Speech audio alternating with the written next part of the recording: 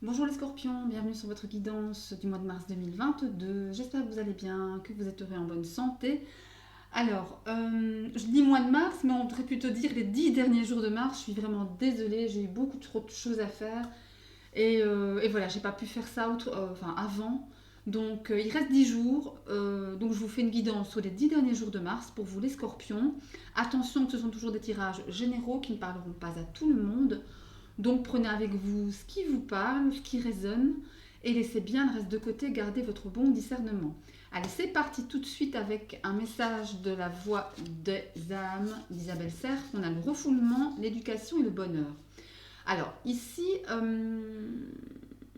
je pense qu'il est question pour certains d'avoir peut-être refoulé au fond de vous certaines émotions, sentiments, ressentis. Euh, ouais, les avoir refoulés, ne pas les avoir mises à jour ou en avoir parlé. Garder pour vous des choses que vous ressentiez et qui étaient pesantes. Après, il y a aussi l'idée de s'éduquer soi-même ou de vous faire aider justement avec la carte de l'éducation.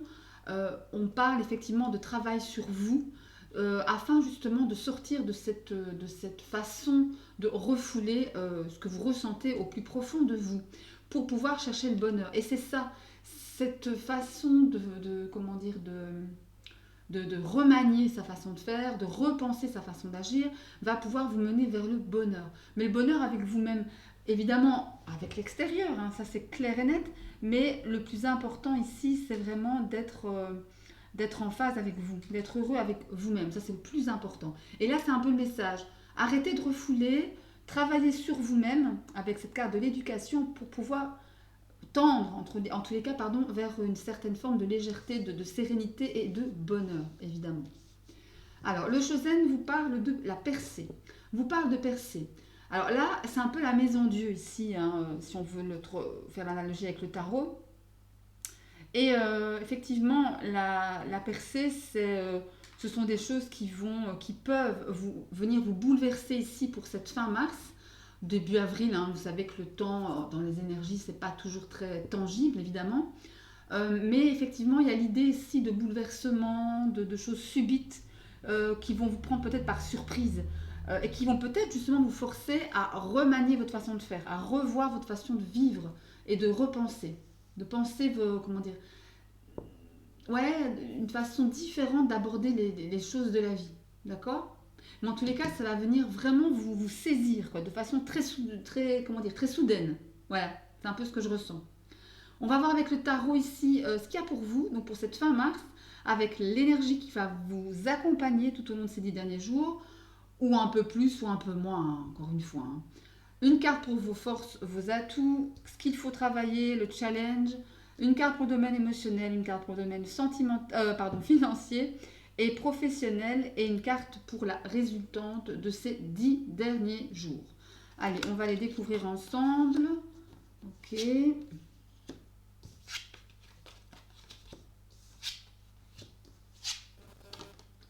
Ok. Bien. Alors, l'énergie qui va vous accompagner ici sur cette fin mars, eh bien, c'est la Reine de Pentacle. La Reine de Pentacle, c'est une énergie très mature, responsable, sécuritaire, qui veut mettre en sécurité les gens qu'elle aime et elle-même, par la même forcément. C'est quelqu'un qui est très maternel aussi, qui est très protectrice, qui va vouloir, encore une fois, que tous les gens qui l'entourent soient bien, soient heureux, se sentent en tous les cas en sécurité, si pas émotionnelle, mais en tous les cas financière et matérielle. Voilà, qu'on ait un toit au-dessus de la tête, qu'on mange à sa faim, qu'on soit bien. Vous voyez un peu l'idée. Et ça, c'est vraiment ce qui va vous accompagner durant toute cette fin mars. L'idée de veiller sur les gens, de veiller sur les gens que vous aimez, les enfants, le compagnon, pardon, la compagne. Il y a vraiment cette idée-là. C'est aussi comment dire, vous commencez comment dire, à toucher du doigt ce que vous voulez matériellement. Il y a eu du travail derrière, et là avec la Reine de Pentacle, on ne s'en fait pas au niveau financier et matériel. Hein. On est plutôt bien assis, on a une situation bien assise, et en tous les cas qui va dans ce sens, en ce sens-là. Et voilà, il y a cet esprit, cette idée de sécurité, comment dire, ouais, de responsabilité aussi, de prendre le temps de bien faire les choses. Et c'est ce que vous faites, c'est ce que vous ferez ici. Pour le domaine émotionnel, on a l'ermite. La carte de l'ermite, c'est pas forcément une carte d'action, mais c'est plutôt une carte d'introspection. L'ermite, c'est une carte où on pense, où on réfléchit avant d'agir, on gère les émotions. Vu que c'est dans le domaine émotionnel, vous allez prendre votre temps. L'ermite, il n'est pas pressé, il prend son temps. Il analyse ses émotions, ses pensées, ses sentiments, ses ressentis. C'est aussi un guide dans le noir, l'ermite, avec sa lanterne. Vous allez vous guider vous-même et aussi peut-être guider les autres, parce que l'ermite, c'est ça aussi, c'est aussi un guide pour autrui, un guide pour votre entourage. Oui, voilà ce que je dis, pour son entourage. Donc là, émotionnellement parlant, vous risquez peut-être parfois d'être, pour certains, un modèle aussi. Hein. Je sais pas moi, vous restez très calme par rapport à des situations problématiques, à une personne qui vous ennuie, etc. Et vous pouvez montrer l'exemple, d'accord?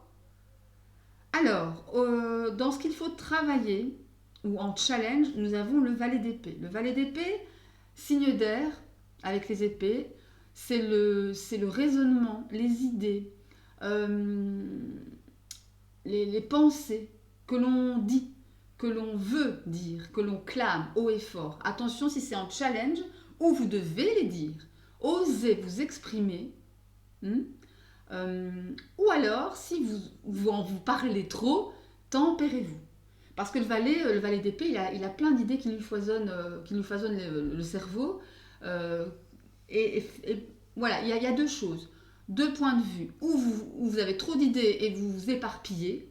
Et là, on vous demande ici en challenge de revenir au calme à l'intérieur de votre cerveau, de votre tête, de votre ego, le calmer un peu pour pouvoir justement peut-être aller chercher l'énergie de l'ermite ici et l'énergie de la reine de Pentacle, un peu responsable, même beaucoup, calme, sécuritaire.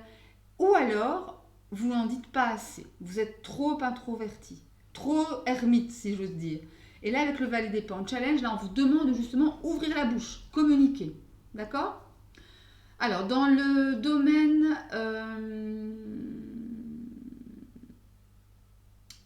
comment dirais-je? Émotionnel, voilà. Domaine émotionnel, eh bien, on a le valet de Pentacle. Le valet de Pentacle, c'est le valet le plus responsable de tous les valets du tarot. C'est celui qui va vraiment prendre son temps pour bien faire les choses. Ici, effectivement, on a le Pentacle, c'est pas forcément très penché sur le domaine émotionnel, amoureux, sentimental, mais les deniers, c'est plutôt du matériel, c'est la matière. Là, pour certains scorpions, vous allez plutôt être ici axé pour cette fin mars, non pas sur vos sentiments, sur votre vie amoureuse et sociale, amicale, mais plutôt sur votre vie professionnelle. Vous allez peut-être plutôt être axé là-dessus. Après, dans vos forces, n'oubliez pas que vous avez l'ermite. Donc ça, c'est très bien parce que ça vous permet, avec l'ermite, dans le domaine émotionnel, peut-être de mettre de côté de façon saine tout ce qui est émotionnel pour le moment et de prioriser le domaine professionnel avec ce valet de Pentacle en calmant le jeu, en étant responsable avant tout. Parce qu'en fait, ici, regardez dans le domaine professionnel et financier, on a la 4 d'épée. La 4 d'épée, c'est une carte de repos. On a besoin, vous avez besoin de vous reposer parce que peut-être trop de charges, trop de choses à faire, trop de mental, trop d'ego, on pense trop. Le valet d'épée ici, hein, dans le challenge, on vous demande de vous reposer et de peut-être de pas trop en dire, pas trop en faire, pas trop vous éparpiller. C'est peut-être ça aussi le message. Mais en tous les cas, dans le domaine pro, il y a un besoin de repos, de prise de recul, voilà, de lâcher prise aussi peut-être pour peut-être justement pouvoir voir la meilleure solution. D'accord? En résultant, on a la 8 de bâton. La 8 de bâton, signe de feu. La 8 de bâton, c'est une carte de communication. Hein. Communication rapide, efficace. Vous êtes au rendez-vous. Il y a de l'action et ça vient rapidement. C'est une carte de rapidité, de mouvement et de communication très efficace, très to the point. Voilà, on a quelque chose à dire, boum, on le dit. Et ça va vite, on ne traîne pas. Vous ne traînez pas. D'accord? Ça, c'est la 8 de bâton. Ok? Après, ça peut me parler aussi de communication avec le divin. Hein.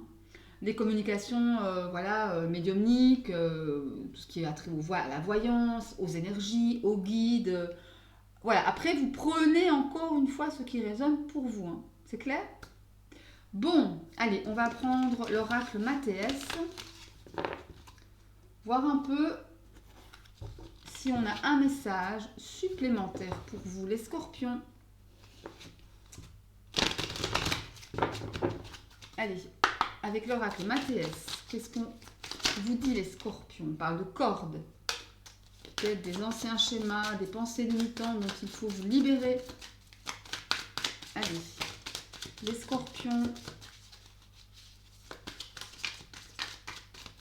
Les scorpions. Santé. Il y a le repos, hein. Il y a un besoin de repos ici. Hein. Parce que j'ai la sensation ici qu'il y a des choses à régler, quoi. Mais vous pourrez les régler que si vous êtes bien reposé. Hein. Être toujours dans la précipitation, dans trop de charges, trop de trucs à faire, ça va pas. Il y a la tierce, peut-être quelqu'un qui va venir vous aider, ou voilà, à justement venir prendre ce temps d'arrêt. Allez, les scorpions, fin mars. Alors, qu'est-ce qu'on a pour les scorpions? 2 cartes domaine émotionnel. Je vais prendre celle-ci. Et 2 cartes pour le domaine professionnel. Voilà. Alors, émotionnel, professionnel, émotionnel, relationnel, je vais y arriver. On a la discussion et le travail. Donc là, on a de la communication hein, dans votre domaine émotionnel. Il y a de la communication, de la bonne communication. Il y a un travail que vous faites en ce moment sur vous-même pour peut-être pouvoir ouvrir le dialogue. Dialoguer, communiquer, exprimer vos idées, vos sentiments, vos ressentis. J'ai une sensation ici de vraiment être dans le travail sur soi pour pouvoir au mieux communiquer. Au mieux dire votre vérité en fait. Hein. Être vous-même avec les autres, avec vous-même aussi c'est important. Hein. Et il y a vraiment l'idée ici de travail sur soi. Et de communication. Ouais. Professionnel, financier, on a les festivités et la longue vue. Ok. Donc là, clairement, il y a des choses qui vont se décanter. Vous avez vu loin. Je pense qu'ici, vous faites des projets sur le long terme.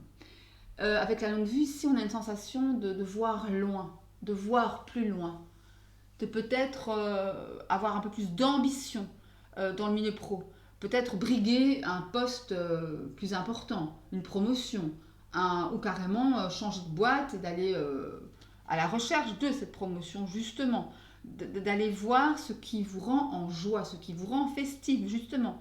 On a les cœurs ici, cette carte me fait parler de la festivité, me fait dire que vous êtes sur un chemin qui, professionnellement parlant, va pouvoir peut-être plus vous épanouir par rapport à ce que vous voulez, par rapport à ce que vous voulez voir, par rapport à ce que vous voyez. Ok? Il y a cette idée-là d'aller vers ce qu'on veut, enfin. D'aller vers la fête, d'aller vers la joie, le plaisir. Ok? Allez, on va prendre un message par décan pour terminer. Alors, premier décan. On parle de connecter à Gaïa, ok, et de tristesse, ouais. Alors ici pour le premier décan, je pense qu'effectivement pour ceux qui connaissent une petite période comme ça, un peu de déprime, de tristesse, de vague à l'âme, ouais, on en a un peu marre quoi. On est fatigué, pas forcément fatigué et triste, pas forcément par rapport à quelqu'un ou à une situation donnée, mais peut-être par rapport à un travail, à trop de charges. Peu importe le domaine, en tous les cas, il y a une question ici de cœur gros. Mais là, on vous dit de vous reconnecter à Gaïa, de vous reconnecter à Mère la Terre, si j'ose dire, pour justement vous réancrer, savoir qui vous êtes, savoir ce que vous voulez, surtout ce que vous ne voulez plus pour sortir de cet état de tristesse. Pour vraiment être plus épanoui, plus reconnaissant pour ce que vous avez et non pas pour ce que vous n'avez pas forcément. Hein. Voir un peu le verre à moitié plein et non à moitié vide ici. Après, je ne dis pas que c'est facile, hein, bien au contraire, mais il y a l'idée ici pour échapper à cette situation un peu triste, un peu lourde hein, émotionnellement, et peut-être même par rapport à l'ego, par rapport au mental, il vous est demandé de vous connecter à Gaïa, de vous réancrer, de savoir qui vous êtes au fond. Alors, le deuxième décan, exprime ta pensée, valet d'épée, hein. Persévérance, ouais. Là, ici, clairement, et pour certains d'entre vous, il sera question plutôt de vous exprimer tout simplement, de communiquer. C'est revenu dans le tarot il y a quelques instants. La communication est primordiale. Communication, faire part de ses idées, de ses ressentis, de ses sentiments et de faire preuve de persévérance. Peut-être parfois vous allez, je sais pas, hein, c'est une idée comme ça me vient, vouloir discuter avec quelqu'un d'une situation donnée, de vous-même, d'elle, ou enfin peu importe.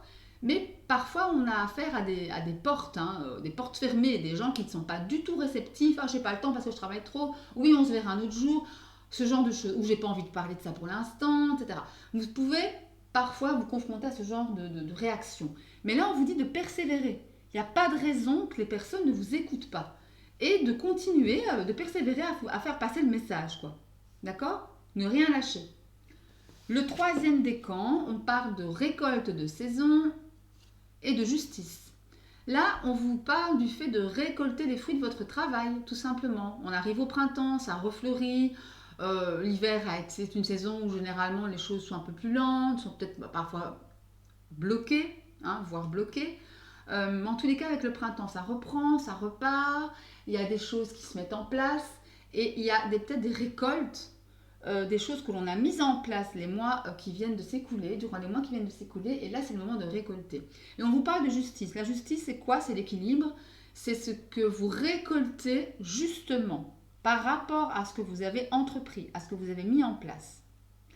Il y a une question ici aussi de recherche d'équilibre, pas seulement par rapport au domaine matériel, hein, parce que c'est vrai que récolte de saison, ça me fait penser plutôt à la matière, au matériel, peut-être au financier, au professionnel. Mais là, il y a aussi une idée d'équilibre, de recherche d'équilibre avec ce que vous avez voulu, demander, visualiser. Vous voyez, c'est un peu ça. Équilibre intérieur aussi, j'entends. Équilibre intérieur. Ok? Mais voilà mes chers scorpions, qui clôture cette évidence pour mars 2022. J'espère que ça vous a plu. Un petit like si ça vous a plu, effectivement. N'hésitez pas à vous abonner en activant bien la petite cloche pour recevoir toutes les notifs à chaque fois que je poste une vidéo. Et n'hésitez pas non plus à aller voir les vidéos de vos signes ascendants, lune en Vénus pour pouvoir avoir plus d'informations, donner plus de densité à certains messages. Et sinon, je vous souhaite plein d'amour, de bonnes choses, de protection. Soignez-vous, protégez-vous, aimez-vous, c'est important. Succès à vous. Je vous embrasse et je vous dis à très bientôt. Salut, salut!